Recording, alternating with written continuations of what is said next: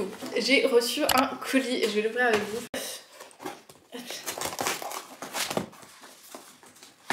C'est un truc que je me suis commandé il n'y a pas très longtemps. Je fais plus trop mes vidéos bookmail parce que j'ai pas prévu d'acheter énormément de livres.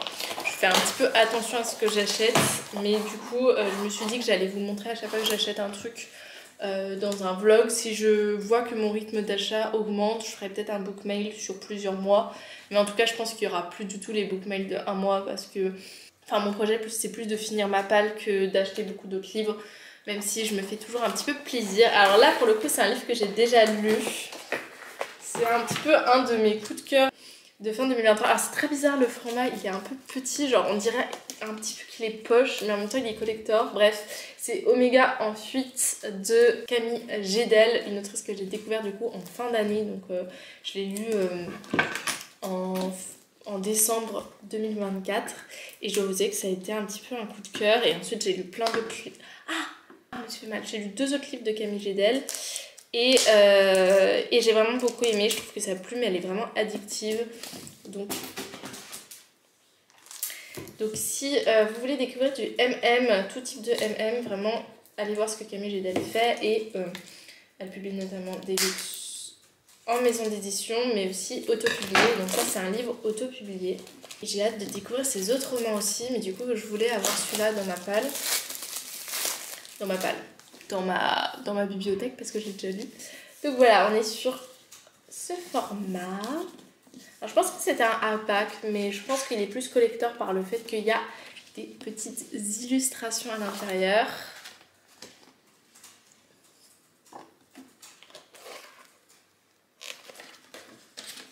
On a aussi visiblement une petite explication sur l'univers au début. Et peut-être des petites illustrations au fur et à mesure. À chaque début de chapitre, je crois qu'on a une illustration. Voilà, donc trop contente de l'avoir dans ma palle. Un très beau livre que j'aimerais bien relire. Je pense avant qu'elle sorte le tome 2 et que j'essaye de me le procurer, j'essaierai de relire le tome 1 parce que j'ai vraiment beaucoup aimé. Et je vous le conseille vraiment si vous ne l'avez pas découvert. Si vous ne voulez pas directement acheter le livre et voir un petit peu pour une raison ou pour une autre, sachez qu'elle rend ce livre disponible dans l'abonnement Kindle Unlimited que j'ai également et c'est comme ça que je l'ai découvert. Donc pour vous c'est 9 € par mois pour découvrir plein de livres dont celui-là. Et pour elle quand même ça permet de soutenir son travail, ce qui est important, de soutenir le travail des auteurs autopubliés que vous aimez, qui font un travail juste incroyable. J'ai aussi des petits goodies visiblement.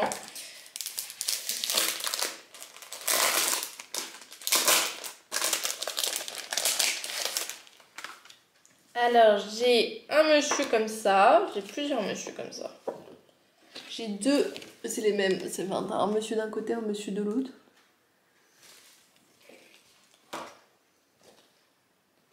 Je ne saurais pas dire qui est qui.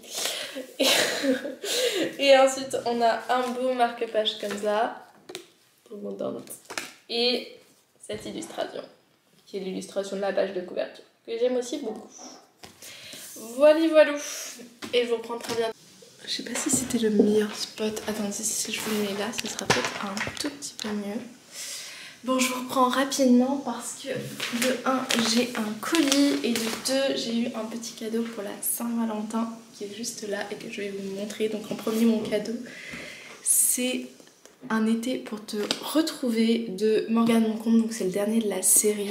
Faut savoir que je les ai tous maintenant mais que j'ai lu que le tome 1. Donc ce serait bien que je m'y mette et que je lise tous les tomes. C'est une saga de romance contemporaine où on va suivre à chaque fois un couple différent dans une atmosphère différente. Le lien entre tous, je crois qu'ils sont amis, notamment les personnages féminins.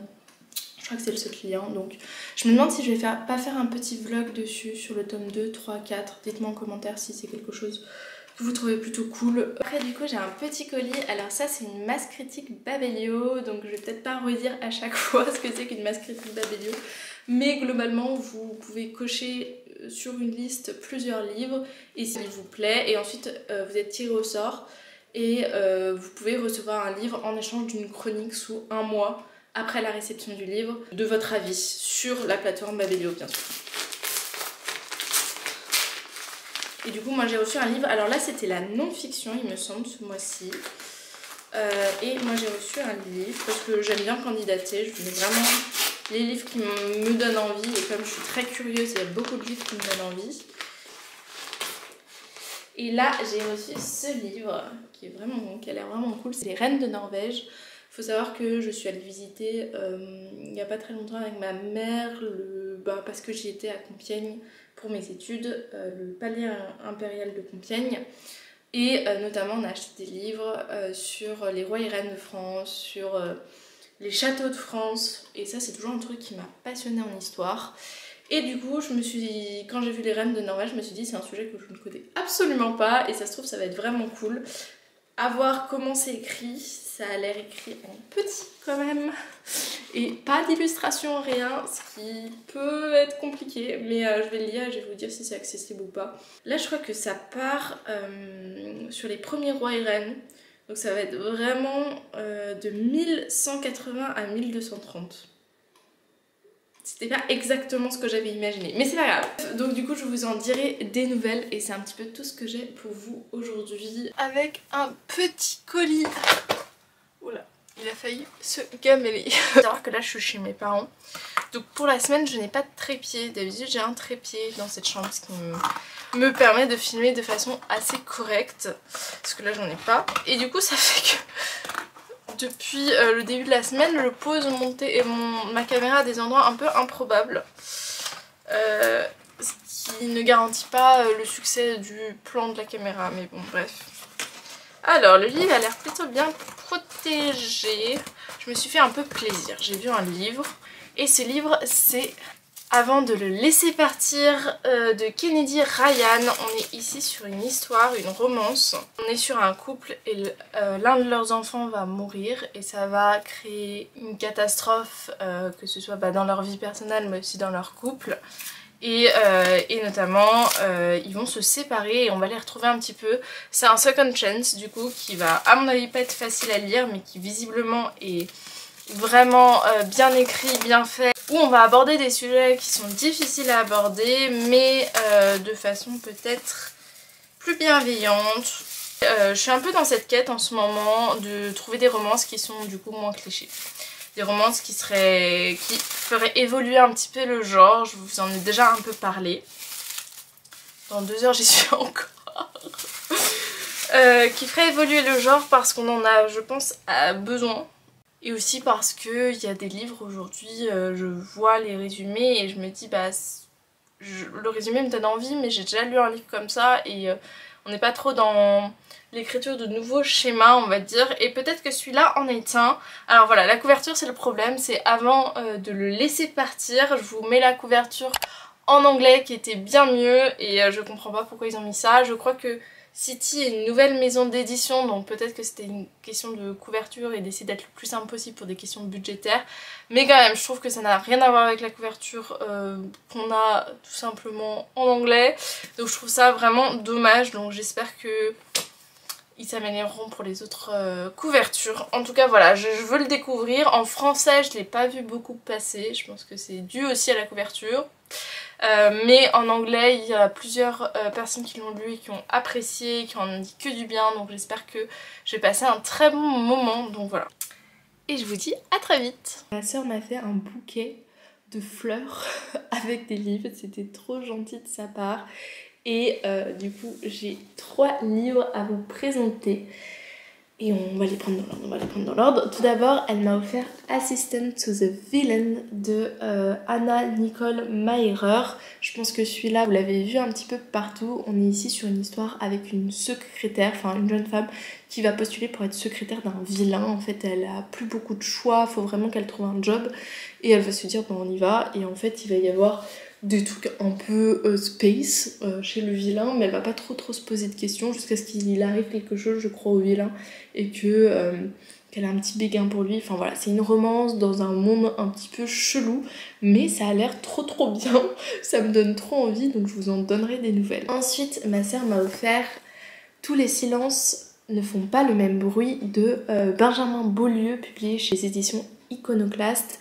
On est ici sur une sorte d'essai je crois, ou en tout cas un témoignage de la part de Benjamin Beaulieu. Alors moi je le suis sur Instagram, c'est un médecin mais qui va parler de plein de thématiques. Souvent il part d'une situation qu'il a dans son cabinet en faisant en sorte que le patient évoqué soit bien sûr tout à fait anonyme pour une question de secret médical et même de privacy, d'intimité.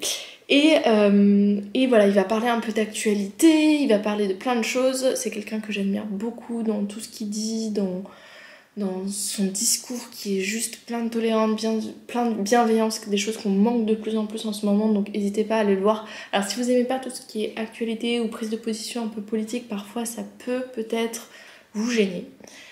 Mais je pense quand même c'est important d'avoir une vue, parce que tout ce qui se passe dans son cabinet médical c'est un peu le reflet de la société, et ça c'est toujours intéressant d'avoir une vision un peu comme ça.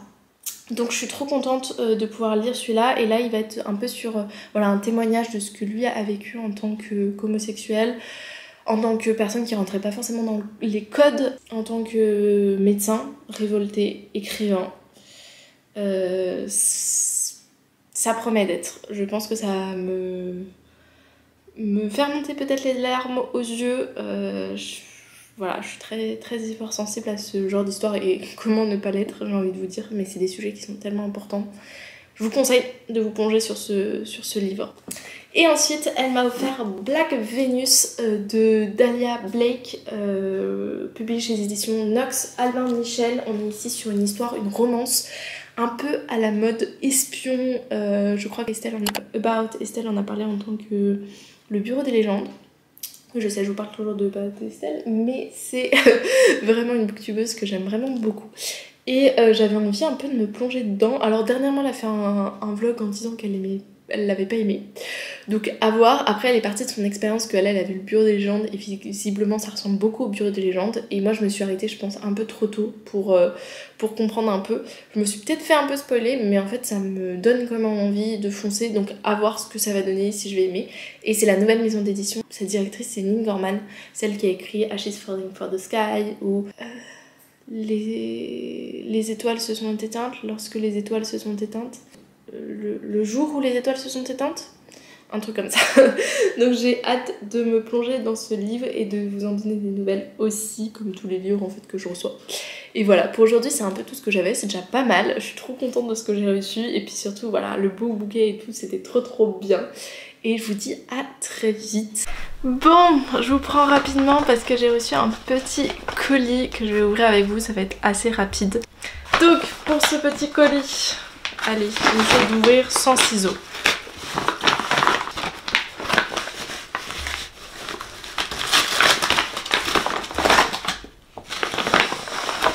Et je me suis commandé, alors il n'était pas du tout protégé, donc j'espère que ça va le faire. Il a l'air en bon état, plus ou moins. C'est Love Theoretically de Ali Hazelwood. Je l'avais encore pas dans ma palle, et j'ai lu avec vous lors de mon déménagement Check and Mate, et j'ai juste adoré. Ça m'a fait repenser aux autres tomes que j'ai lus d'elle, que j'ai adoré, Love Hypothesis, mais aussi Love and the Brain. Bride je l'avais un peu moins aimé, mais c'est pas dans le même univers, donc je me suis dit il faut que je me prenne Love Theoretically, surtout que là sort il me semble le 2 avril si je dis pas de bêtises, donc assez rapidement, le livre Not in Love, qui est donc pas son nouveau parce qu'elle en a ressorti un depuis, mais celui le plus récent qui va être publié en français. Visiblement on est un peu sur du fake dating, mais le love interest n'est pas le mec avec qui elle prétend sortir, mais plutôt un autre chercheur qui veut un petit peu mettre quelqu'un d'autre à sa place pour un poste. Bref, on va voir ce que ça va donner. Je suis très ouverte au livre de Ali Hazelwood, je me prends pas trop la tête avec les résumés, donc on verra. Et je vous reprends très vite. Bon, je vous retrouve. Ce matin je suis allée à la brocante de mon quartier, et puis la semaine dernière on m'a offert un cadeau pour mon anniversaire, donc tout ça fait que j'ai quelques petits livres à vous montrer. Pas que, parce que je suis aussi allée à la brocante et je voulais juste vous montrer un truc que je trouve trop bien. Il y a des personnes qui font des trucs genre en couture pour se démaquiller, et je trouve ça juste incroyable. Et du coup voilà, c'est genre ça se lave et tout, et après pour se démaquiller c'est beaucoup plus pratique. Donc j'en ai acheté 2 à la brocante et je voulais juste vous montrer ça. En livre, du coup, en tout premier, j'ai trouvé ce livre que je cherche depuis très très longtemps, qui est un de mes préférés de l'année dernière. C'est mon top 1 de 2023 du coup, et je suis trop contente. Alors il est un peu abîmé, mais je l'ai eu pour vraiment pas cher du coup, et depuis le temps que je le cherche sur Vinted, il reste assez cher quand même, je trouve.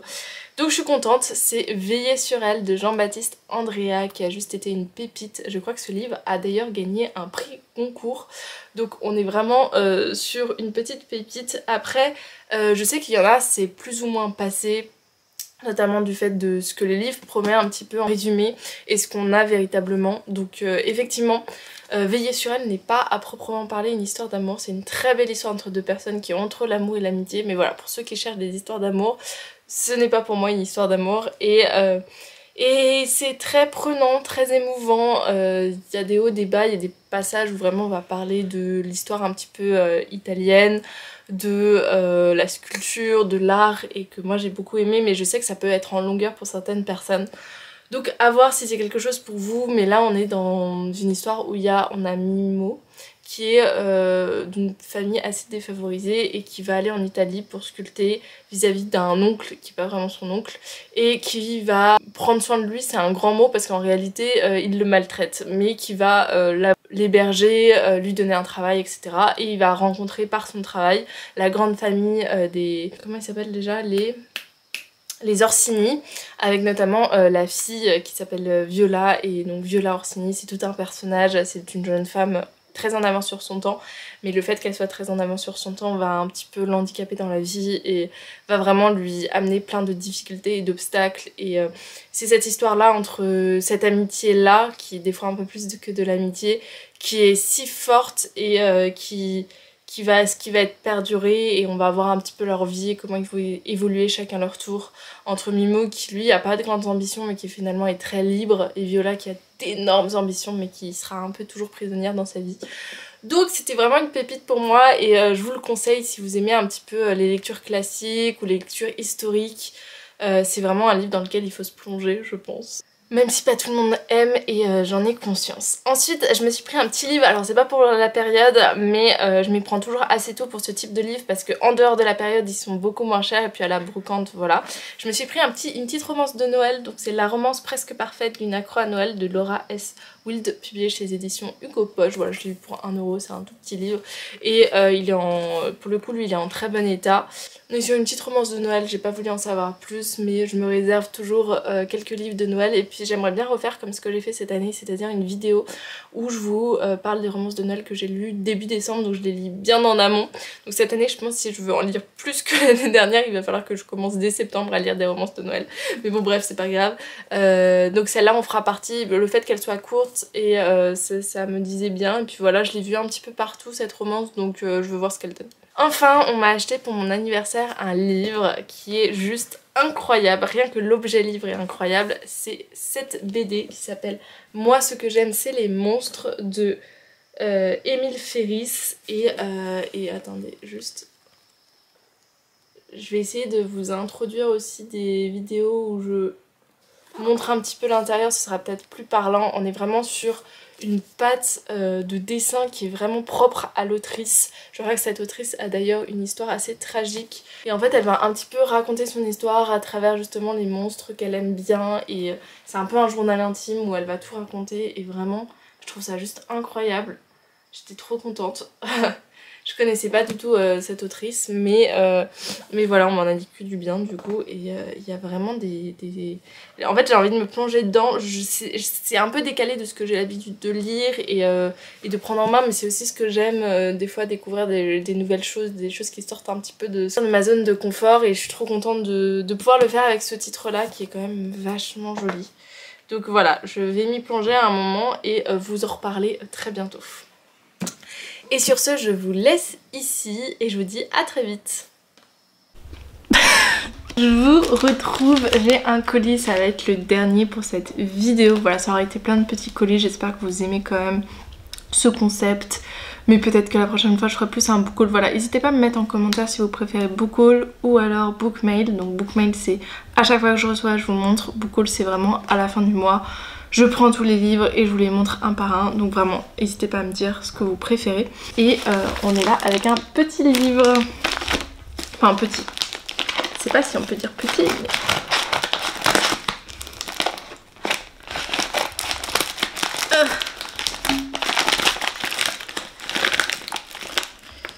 Un livre qui a tenté d'être protégé.